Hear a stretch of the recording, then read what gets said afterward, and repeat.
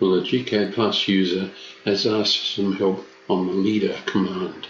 Now, applying a leader to a drawing is activated by picking the sixth little item on the dimension toolbar there, or you can pull it from dimensions and come down here to leader. But before we look at it, let's just take a look at the dimensioning that's been applied in this drawing. Can you see that the line from the edge of a wall to the start of a window shown as 1150 to the end of the picture window 3170? This is a metric drawing, so that 3170 represents 3.17 meters. It's very easy to apply dimensions such as that. Just pick the linear dimension tool. Make sure you snap to the beginning of a line and snap to the end of the line and just pull out. So gCADPlus takes the dimension from the entity. In this case, if I select the entity, notice in the properties box the entity is precisely 1500 millimeters long.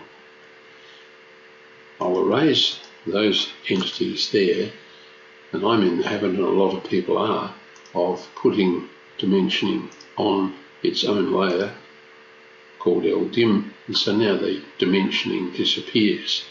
But we can use the leader command in that dimensioning toolkit to put notes into a drawing and an arrow. So here's a note that says plant espalier along the eastern north fence from the ground at 500 mil, then 4 times 300 eve, full sum area, and so on. So you can see that an arrow is being used to indicate a plant species or an area, and that has been done with the leader command. So if I select it in the properties box, it says I'm a leader, and it gives you a whole lot of options to change things in the leader command itself. If you let me pan down just a little, I'll try and illustrate.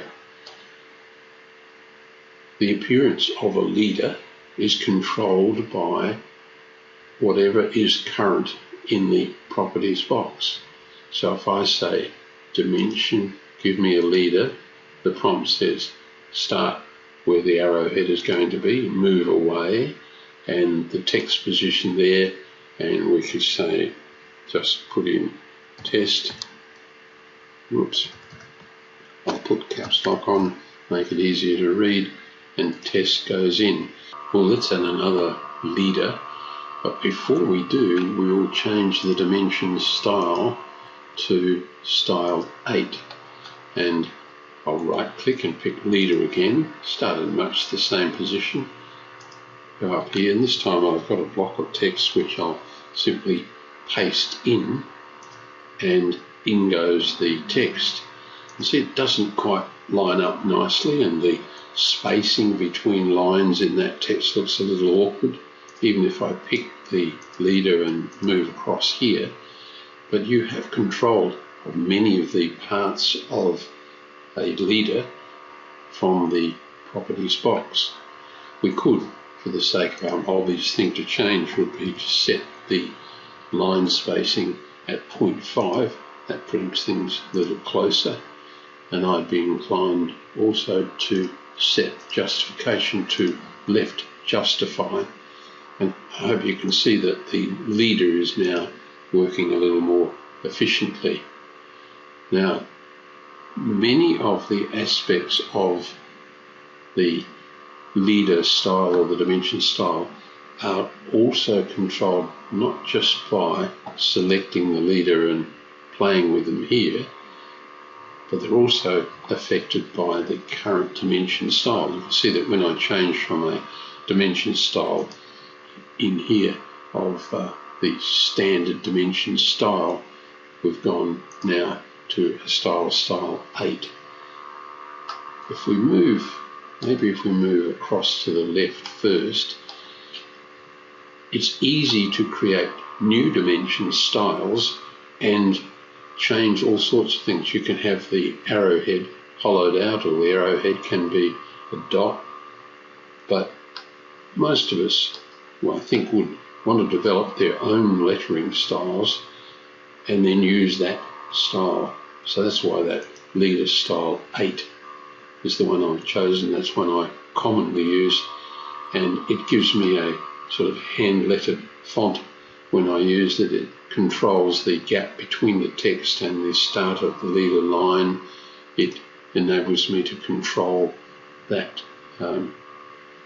landing distance. Let me just show you. If I knock that about to 50, can you see that the length of that little line linking the text changes.